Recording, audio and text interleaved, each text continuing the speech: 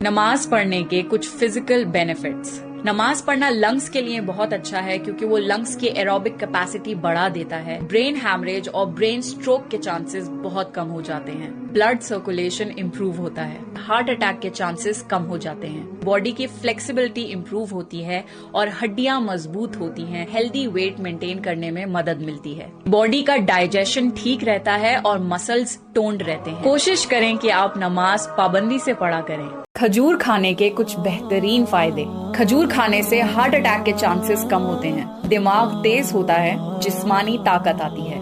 آنکھیں تیز ہوتی ہیں، باڈی میں خون بہت تیزی سے بنتا ہے۔ پیٹ سے ریلیٹڈ جتنی بھی بیماریاں ہیں وہ کھجور کھانے سے ختم ہوتی ہیں۔ پریگننٹ لیڈیز کے لیے کھجور بہت اچھے مانے جاتے ہیں۔ کھجور ہائی ان فائبر ہوتے ہیں اور ان میں وٹامن اے، بی اور سی پایا جاتا ہے۔ تو اب آپ کو سمجھ آیا کہ اللہ تعالیٰ کیوں چاہتا ہے کہ آپ اپنا روزہ کھجور سے کھولیں۔ کیا آپ کو پتا ہے مسجد الاقصی اسلام میں کیا اہمیت رکھتی ہے؟ اقصی مسلمانوں کا پہلا قبلہ تھی۔ مکہ اور مدینہ کے بعد مسجد الاقصی اسلام میں تیسرا حرم ہے۔ قرآن میں اقصی کا 70 مرتبہ ذکر ہے۔ اللہ نے قرآن میں خود مسجد الاقصی کو ایک مبارک جگہ کا مقام دیا ہے۔ اس جگہ کئی نبی، رسول اور صحابہ دفن ہیں۔ معراج کی رات حضور صلی اللہ علیہ وسلم مسجد الاقصی سے عرش پر اٹھائے گئے تھے۔ اقصی کی حفاظت ہر مسلمان کی ذمہ داری ہے۔ اسلام میں بیٹیوں کو رحمت سمجھا جاتا ہے، بوجھ نہیں۔ حضور صلی اللہ علیہ وسلم نے فرمایا ہے کہ وہ عورت خوش قسمت ہے جس کی پہلی اولاد ایک بیٹی ہو۔ حضور صلی اللہ علیہ وسلم نے یہ بھی فرمایا ہے کہ جو بھی اپنی بیٹیوں کو محبت سے اور ان کے سارے حق دے کر پالے گا تو قیامت کے دن یہ بیٹیاں اس کے لیے جہنم سے رہائش کا ذریعہ بنیں گی۔ بیٹیاں اللہ کی رحمت ہیں، تو اس تحفے کو محبت سے رکھیں۔ آپ کا لائف پارٹنر اللہ نے آپ کی پیدائش سے پہلے ہی لکھ دیا ہے۔ آپ کی روح آپ کے لائف پارٹنر کے ساتھ بنائی گئی تھی۔ آپ کا نکاح جس سے ہونا ہے اس کا نام آپ کے نام کے آگے کئی ہزار سال پہلے لکھا جا چکا ہے۔ جو آپ کی قسمت میں ہوگا وہ آپ کو مل کر رہے گا۔ تو پریشان ہونا چھوڑ دیجئے اور اپنے لیے اور اپنی آنے والی زندگی کے لیے بہترین دعائیں مانگا کریے، کیونکہ آپ کی دعائیں قبول ہو کر آپ کی زندگی خوبصورت بنا سکتی ہیں۔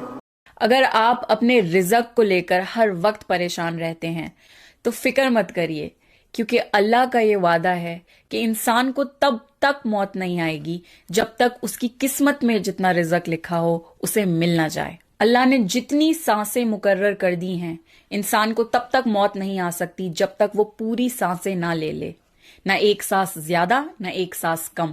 جب تک آپ اپنی قسمت میں لکھا ہوا کھانے کا ایک ایک دانہ کھا نہ لیں۔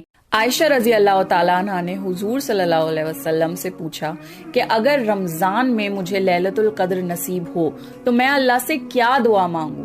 تو حضور صلی اللہ علیہ وسلم نے یہ دعا بتائی، اللہم انکا عفو تحب العفو فاعف عنی۔ اے اللہ تو معاف کرنے والا ہے اور معاف کرنے کو پسند کرتا ہے، بس تو مجھے معاف فرما دے۔ کوشش کریں کہ لیلۃ القدر میں یہ دعا 5 چیزیں جو آپ کو لیلۃ القدر یعنی شب قدر میں ضرور کرنی چاہیے۔ اپنے گناہوں کی معافی مانگیں۔ شب قدر میں اللہ سب سے زیادہ انسانوں کو معاف کرتا ہے۔ نمازیں پڑھیں، اسپیشلی تراویح اور تہجد کی نماز۔ صدقہ کریں، قرآن پڑھیں کیونکہ قرآن رمضان میں اترا تھا۔ خوب ساری دعائیں مانگیں۔ شب قدر کی رات اللہ دعائیں قبول کرتا ہے۔ خاص طور سے یہ دعا بتائی ہے، اللہم انکا عفو تحب العفو فاعف عنی۔ کیا آپ کو پتا ہے کہ جہنم میں ایک کولڈ پورشن بھی ہے جس کا نام ہے زمہریر، جہاں پر سردی کا عذاب ہوگا۔ زمہریر میں اتنی سردی ہوگی کہ جہنمی اللہ سے بھیک مانگیں گے کہ انہیں تھوڑی سی گرماہٹ مل جائے۔ اتنی شدید سردی کہ آپ کی سکن کو جلانے لگ جائے۔ حضور صلی اللہ علیہ وسلم نے ایک خاص دعا بتائی ہے، اللہم اجرنی من زمہریر جہنم۔ O Allah save us from the extreme cold of جہنم۔